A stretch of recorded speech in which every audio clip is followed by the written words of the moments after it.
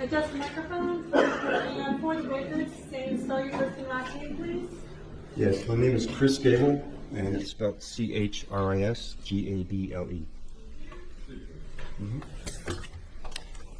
Good morning. Good morning. Are you currently employed? No, I'm retired detective for LAPD. Okay, and then what is your background with the LAPD? In the LAPD, I spent a few years in patrol. Then I went to detectives. I worked robbery for a while, and I spent 15 years in homicide, 5 at Hollywood Homicide, and 10 at Robbery-Homicide. So overall, how long were you a police officer? 26 years. Now, back in the time frame of 2017, specifically March 7, 2017, were you assigned to the case that you're in court on right now? Yes, I was. Can you tell us how that came about? Sure.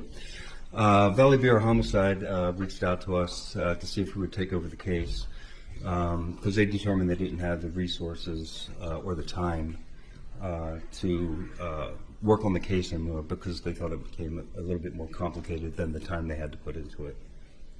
And currently, what was your assignment at that time? I was assigned to Homicide Special at Robbery-Homicide Division. And we've heard a little bit about it, but can you just explain then? You said there wasn't enough time, but why would a case from the Valley then be transferred to the Homicide Division, Robbery-Homicide downtown? Sure. So the way I like to explain it to make sense is so LA City's huge, it goes from the harbor to the valley. So what LAPD did to manage it is they break it up to 20 different areas or divisions. And in each division, they have detectives assigned to handle every single crime that happens in that division. And they're super busy. And so when they get a crime, especially a violent crime like a rape, a homicide, or robbery, that becomes it exceeds their time to work on it or the resources to work on it, then they reach out to us to see if we'll take the case. Robbery-Homicide Division 2017 had about 100 detectives assigned, and all the detectives have specialized in either robbery, homicide, sex assault crimes, or surveillance. So we have the resources and the time to work on bigger and more complicated cases. At the time then, who was your partner? Detective 3, Barry Tellis. When you're assigned and take over the case, is this a partner kind of relationship where two of you take over together as partners? Yes, we work side by side through the whole case. Now, when did you first became involved on March 7th, 2017, is that correct? Correct. And was the current then detectives Parshall and Verna, does that ring a bell? Correct, it was Parshall and Verna. So how do you get up to speed on the case from your inception of when you come on? Sure, so they came up and we met with them at the in our office, and they explained the case. We learned about Robert Baker and his DNA being found at the crime scene. We learned that he was a 296 registrant. He had about 10 years of military service. We learned that there was another suspect that went in the house with him that was still unidentified. We learned that there was a secret affair, love affair, or affair, I should say, between Monica Sementilli and Robert Baker, and that he was her racquetball coach. And they told us that they had set up and started surveillance on them. And at that point, they decided to withhold the information to Monica about the DNA, which we thought was a good avenue to take. Why did you think that? Well, what was your next steps and when you came in based on the information that Parshall and Verna gave you as far as your strategy?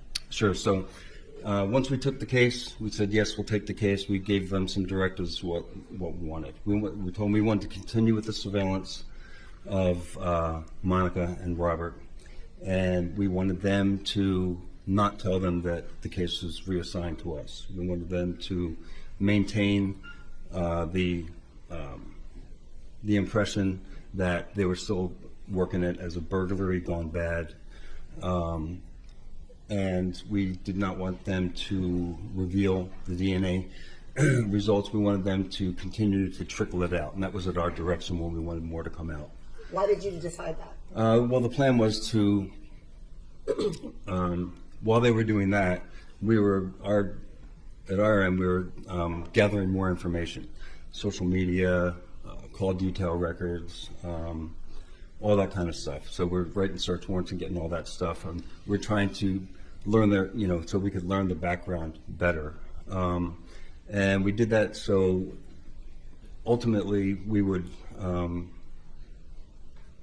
ultimately at the end, we would tell them that the DNA all came back and it was all negative, just before we arrested them. And again, why would you tell them that? Why was that the plan? Well, the plan was that, for that exact operation, was when we knew Monica was scheduled to go out of town to New York and I think Canada. And so the plan was to inform her then that the DNA finding all came back and none of it was relevant. It didn't lead to anything. And that the insurance would be released.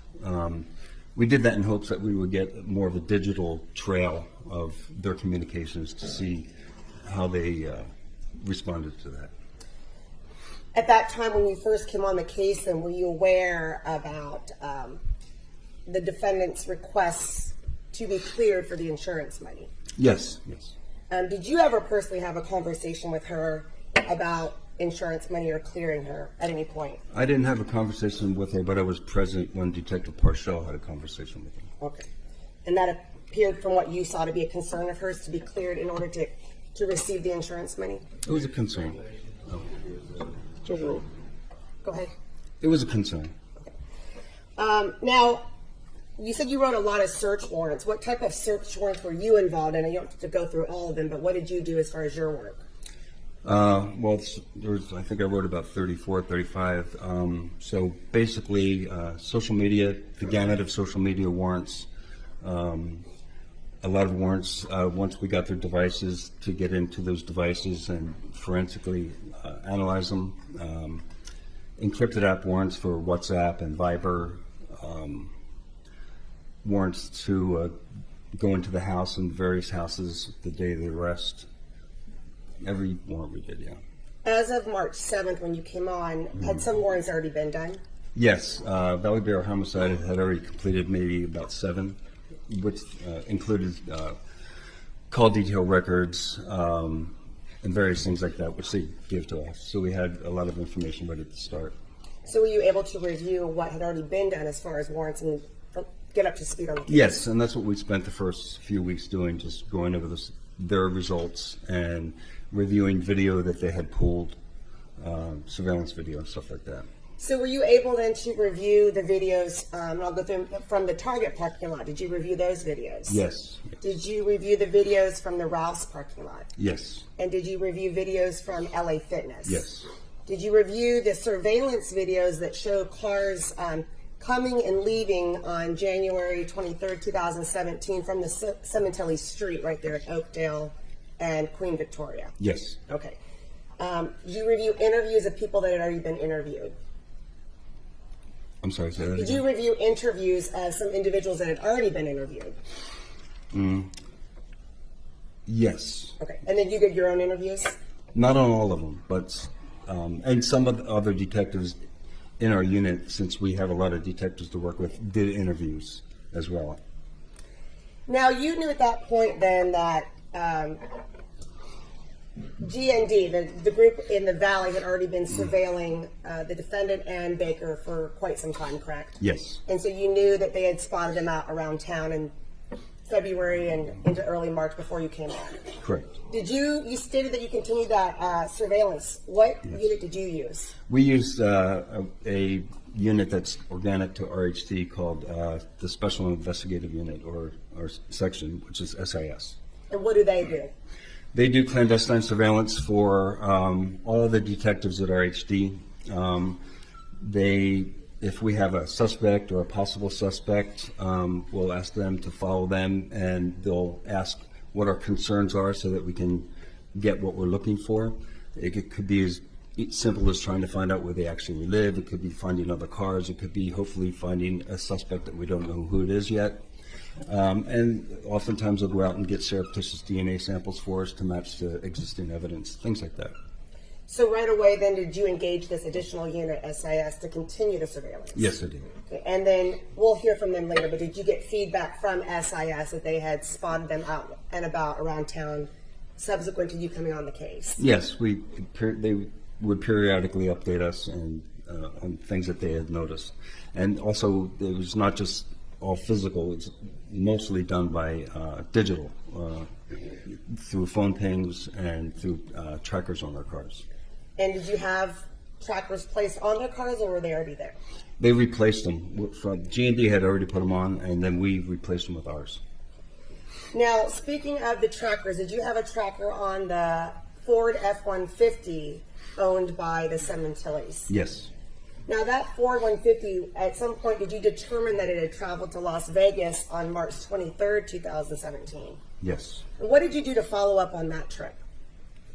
That one, I believe, was at the Videra, and I believe on that one we reached out to a detective in Las Vegas, Mog, and he retrieved all the video surveillance from that hotel for us. And we also looked at her iCloud and Robert Baker's. I don't recall where we got the photos, but we also got photos from either Monica's iCloud or Baker's Dropbox that coincided with that trip. You're going to CD of a video be marked as 165. Very good. So the the video that you got from Vidara, you spoke to someone in Las Vegas? Yes, we spoke to Las Vegas Metro Detective Cliff, I think it's supposed to be Mogg, M-O-G-G.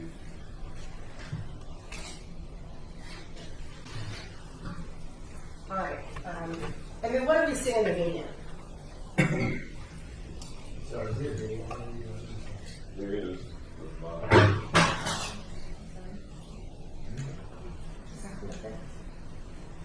Much beautiful. Okay. The video is dated 3/23/2017. Is this the Vidara Hotel? Yes.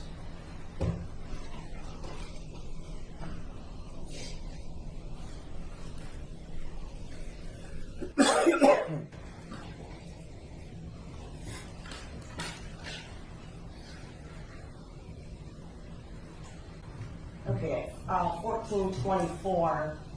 Is that the defendant walking up to the desk? Yes, it's right here.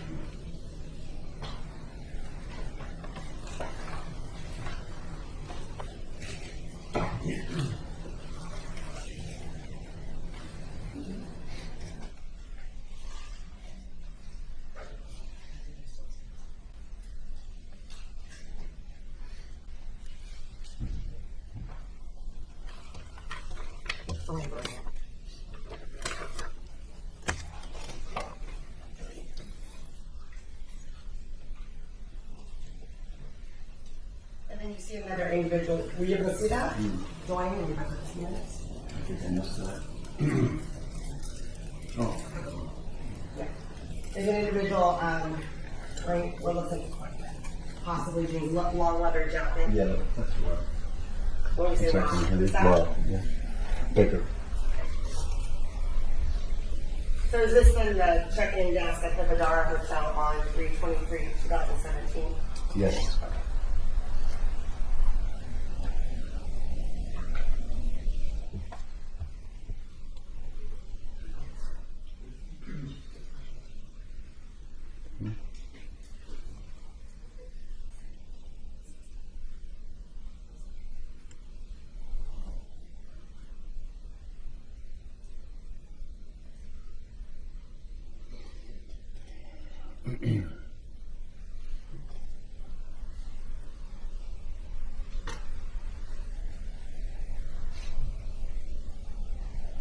And again, the defendant walking across from the lobby there at 14:34:09. Yes.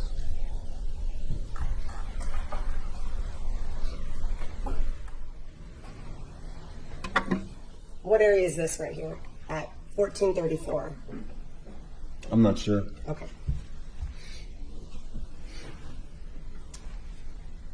Elevator bank. Yes. And at 14:34:41, was that the defendant and Baker getting on the elevator? Yes, it was.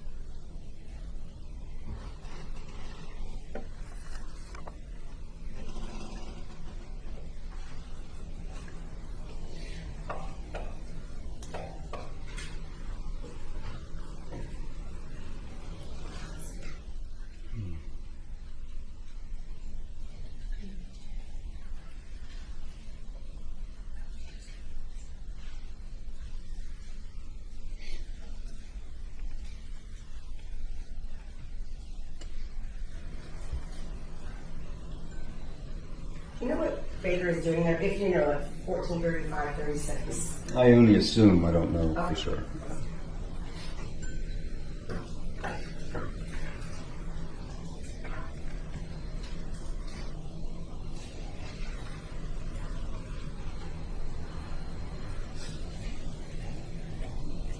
And that's obviously a compilation of videos that was put together showing different angles of the time frame when we checked in. Yes. Okay. You also received from Chris Long, the detective in Las Vegas, a invoice from the state of hotel, Yes, we do. as well as the user activity log for check-in. That sounds familiar, yes. And then Mark, it's 5 pages collectively, it's People's 166. It is an invoice in the name of Miss Monica Sementilli for the Verna Hotel. Okay, and then this on the screen here. Is this the invoice that you received? It's got the date of 3/26/17. Yes, I don't see the name of the hotel. Okay. Well, here it says Aria, which is part of the Vadara. Oh, yes. Yes. They're connected. Yes.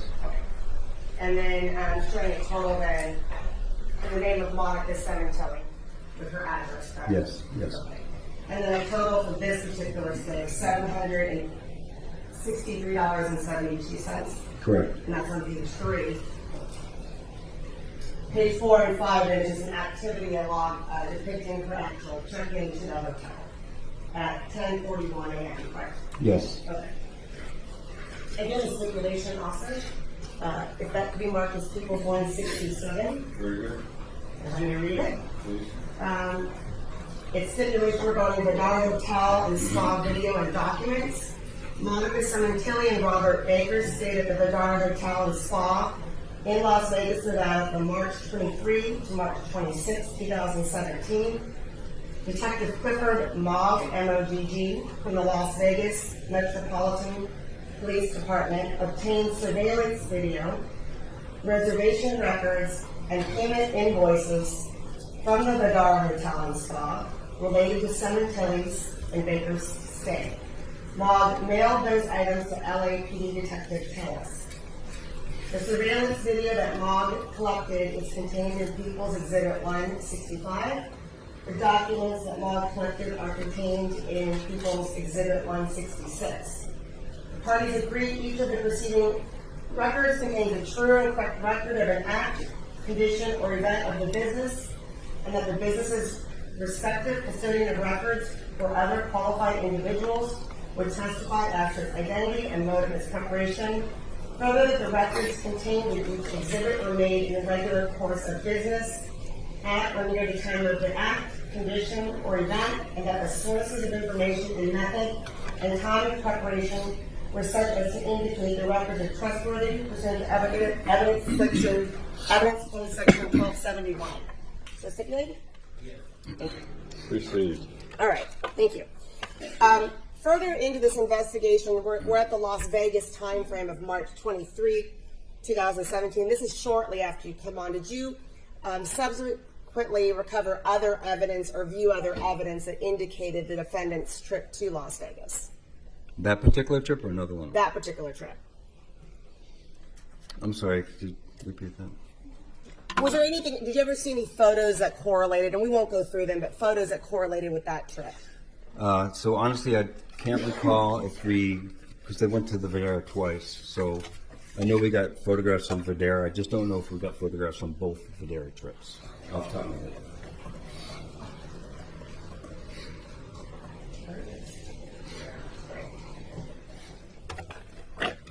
So the other Vadara trip, you're talking about May 5th?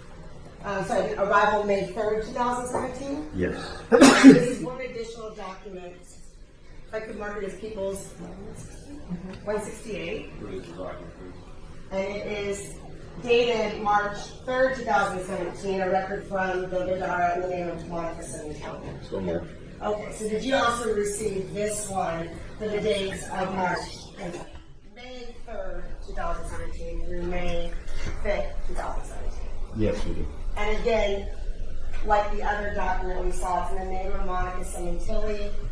However, this one has a total of $597.71. Is that correct? Correct. And it shows again room charges. Yes. And this is obtained also from Clifford Law? I believe so. Okay.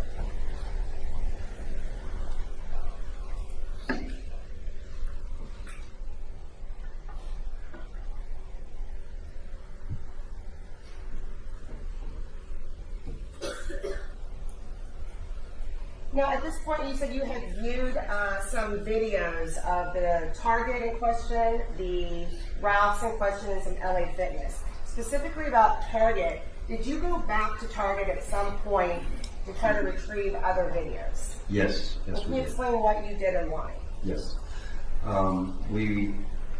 After I looked at the video, I saw in it a time where Monica's truck pulled in and someone got into her truck, and it was over near the Payless shoe store. So I wanted to go out there and pull video from those stores on that part of the parking lot to see if we could get a closer view to see who got into the car. All right.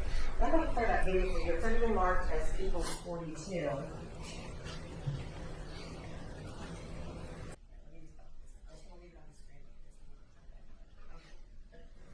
First of all, this view right here, are you familiar with this video? I'm going to stop it right there. Yes. Yes, I am. And what is this view from, and have you been to this Target? Yes, I am. Okay, what's the angle that we're looking at? So we're looking in the orient myself. We're looking west, southwest, heading through Ventura Boulevard. Okay, there's a red circle, and in a moment we'll see a truck come into play that will be the defendants, but what is that street right there? That's Ventura Boulevard. Okay, and when that truck turns into the parking lot, are they turning into the parking lot of Target? Yes. Okay, so there's some icons already up there, obviously you didn't put those there, right? No. On the far right-hand side, there's a circle. Do you know what that indicates? No. Okay, and then there's a icon with Robert Baker's photo. What business is located right there? Payless Shoes. Now, is that the business that you had interest in obtaining video from in April, if it still existed? Yes, that one and the adjacent ones next to it. Okay, to your knowledge, had anyone ever tried to obtain video from those two locations in the Target parking lot? No. Okay, so now it's a month, actually, it's April, so it's a few months later. Yes. Okay, I'm gonna play the video.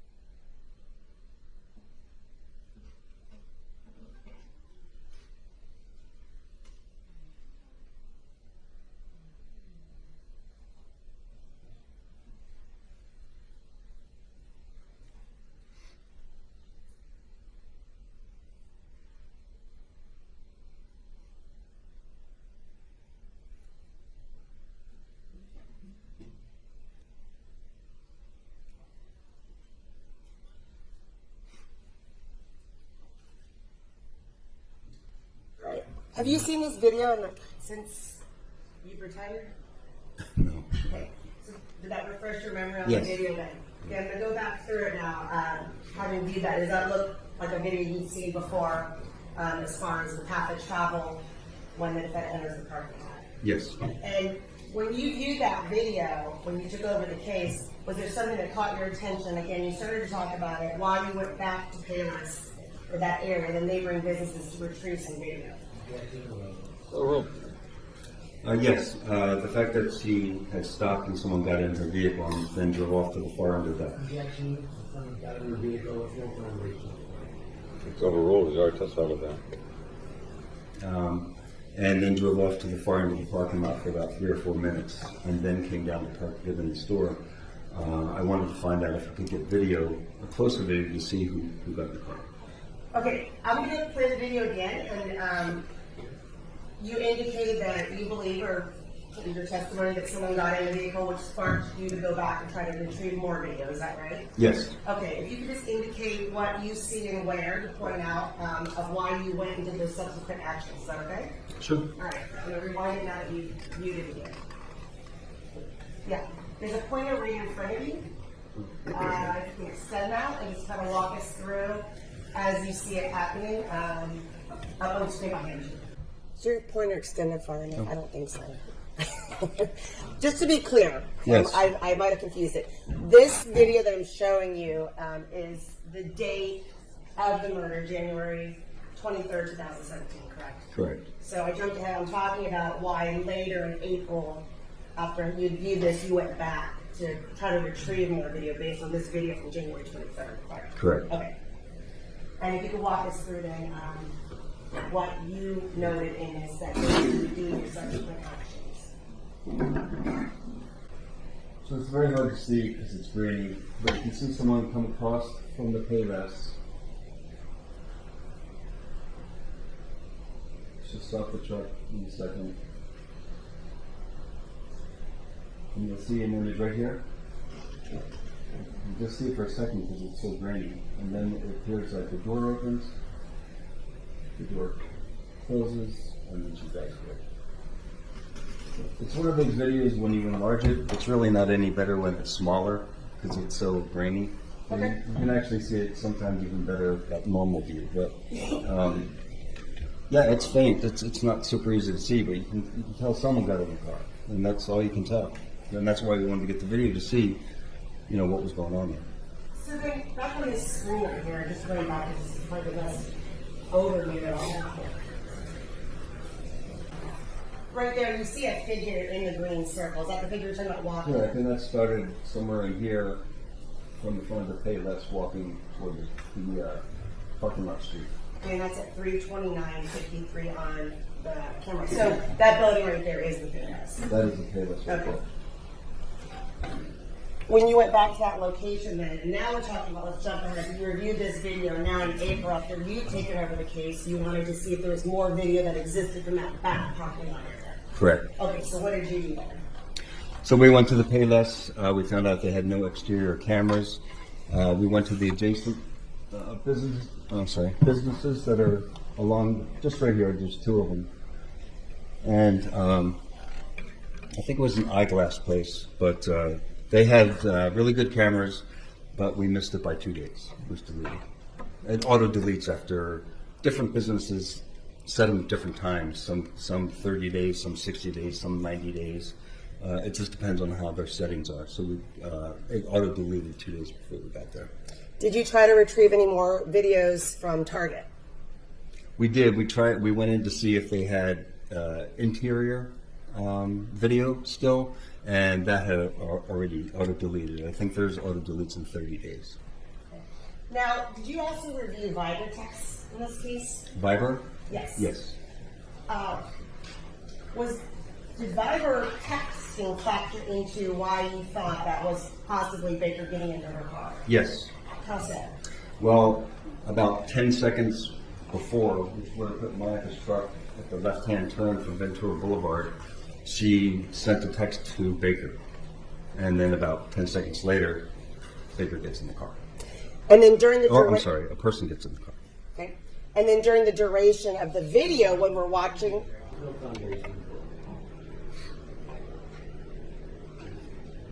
He corrected himself, Nancy. He said a person got on the car.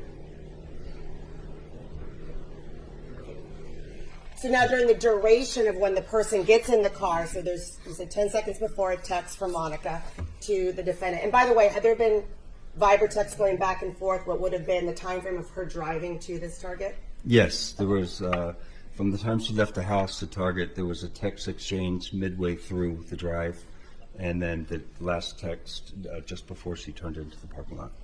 Once she turned into the parking lot and the person got in the car and you see her truck kind of move to the back of the parking lot, and then subsequently on other videos, did you see that truck then repark closer to Target? Yes, Monica's truck stayed back there for about 4 minutes, and then she reparked down closer before she went into the store.